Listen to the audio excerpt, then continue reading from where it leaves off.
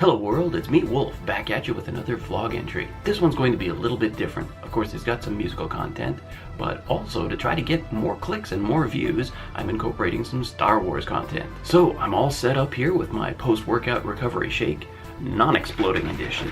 And I've got a good handful of plastic friends. Before I get truly started, an important musical note. Harbinger is complete. That's right, the album is done, the artwork is all set up and ready to go. I just have a lot of cutting and burning to do. And then I'll be sending it out to some of you. And those of you who don't get it, write to me and I'll get you a copy. Now, on to 10 Star Wars related content items. Item number 1, I have a tangential connection to the universe of Star Wars. That's right, if you were to Google Wolf Weigley, you'd find probably my work on some games for a software company. I, like I tend to be, was a real jackass around that company, so I didn't make a ton of friends, but some people did treat me really nicely, including an author, Drew Karpyshyn, and I have a signed copy somewhere of one of his Star Wars novels. I was really excited to work there on a linguistic project, and of course I had dreams of somehow being involved in Lucasfilm. Maybe if I hadn't made such an ass of myself, something would have happened. As it is, I'm doing this, they're doing that, and Lucasfilm belongs to Mickey Mouse. Item number 2, my take on the infamous Darth Vader NO scene from Revenge of the Sith. Have I ever actually screamed no when something really horrible has happened in my life? No. Have I ever wanted to? Absolutely. I can remember that night at Grey Nuns Hospital not long after my mother had passed. And I wanted to scream something, and the word that came to mind was no, because I wanted to negate the truth of the entire situation. Maybe, somehow magically the Force or God or something could have cured her cancer like that. Didn't happen. I was upset. No voice came at me though. So, you gotta commend Darth Vader for being able to get the voice out of himself when he's kind of upset that everything's gone to crap.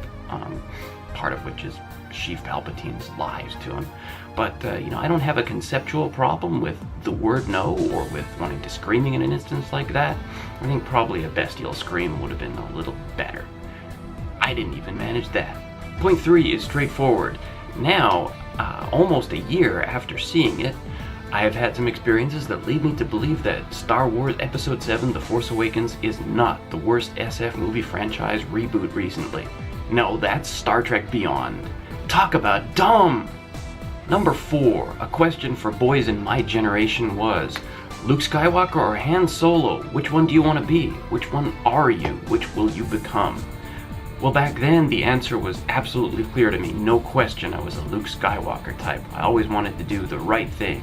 I wanted to stand up and, get it done for the right, and I had clear motives. Well, I guess in that respect, The Force Awakens is pretty accurate, Luke Skywalker turns up as an old, useless man standing around doing nothing that's of any value for anyone. So, that story point's pretty valid for me. Just kidding, I may be useful sometimes. That kind of went to a dark place, so let's go to an even darker place. What about the Anakin Skywalker story arc? Somebody with clear promise who wants to do the right thing and protect the ones he loves ends up becoming unbelievably evil for the same motives. Oh, I can relate to that. Anybody who's ever worked with me knows I can relate to that. Number 5, you all know them, some of you love them, troop builders. Oh, there we go. My 1977 Kenner Star Wars action figure, the Stormtrooper. My 1995 guy isn't here. But I got Mr. 1999. 2005, dirty bastard with a pauldron. 2015, oh no, it's The Force Awakens, I thought you didn't like it. No, I thought it was stupid, but I still liked it and I love the toys. 2016, made in Vietnam for Rogue One. Gee, I hope the movie's good. Point 6 about Star Wars. I've been seeing an awful lot of really surprising whining about the supposed feminist agenda associated with the new Star Wars movies. Well, guess what? I'm cool with that. I am a feminist. Point 7. I'm interested in diversity. I support diversity. I have sometimes got on a soapbox and been a complete jackass about diversity. Some of you who have worked with me will remember that all too well. So, I'm totally behind Rogue One. This is awesome. But that leads me to point 8, a retraction of a knee-jerk reaction that luckily I didn't really publish a whole lot.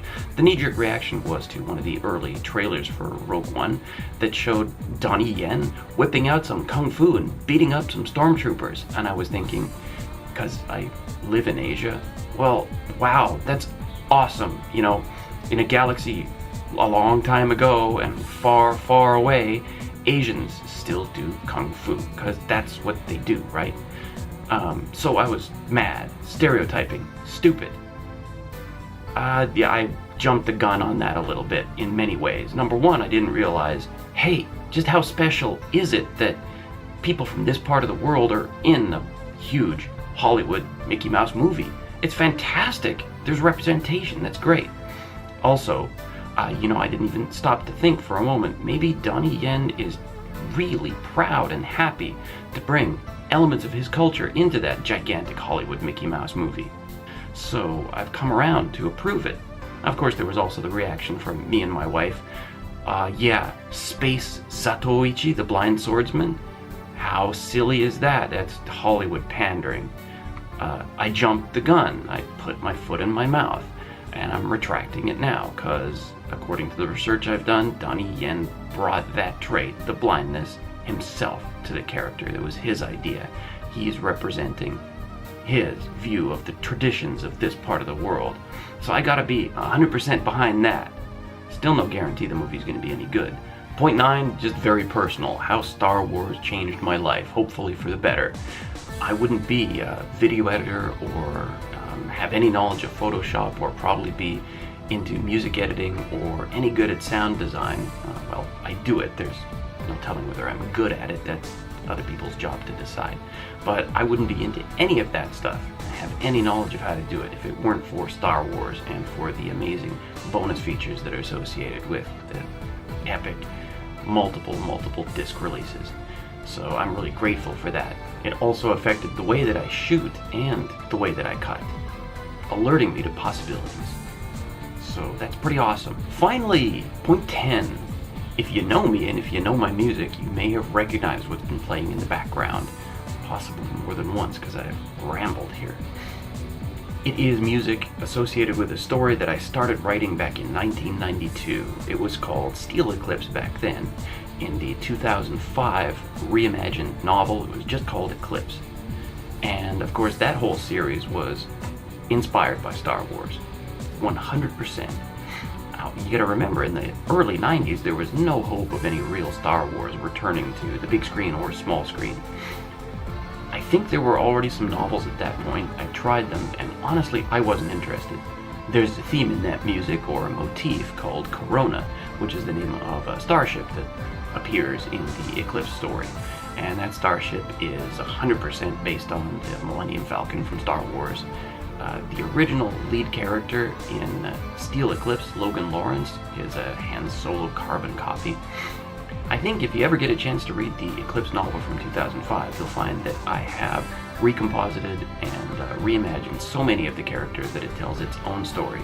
It's a story about deprogramming some aliens that have been subjected to horrible spiritual abuse by missionaries. You write what you know.